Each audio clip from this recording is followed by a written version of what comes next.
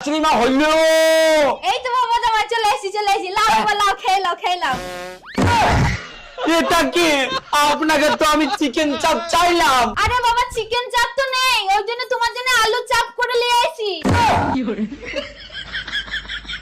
বেশি ফেল করে না তাকিয়ে চুপচাপ খেয়ে নাও। আমি খাবো না, আমি জানেন না, আমি আলু চচ্চড়ি খাই না, আমি চিকেন চাপ খাই। কি বললি? আমি এত কষ্ট করে তোর জন্য আলু চাপ করে নিয়ে আসলাম আর তুই খাবি না? কই গো মুকুটটা নিয়ে আসো তো। কি হয়েছে এই শ্বশুর মশাই হাত ভাঙা, একে ডেকেছেন আপনি, এক হাতে আমার কি করে নেবে? কে বলেছে আমার একটা হাত? আমার 3টে হাত, একটা ভেঙেছে কি হয়েছে, এখনো 2টো আছে।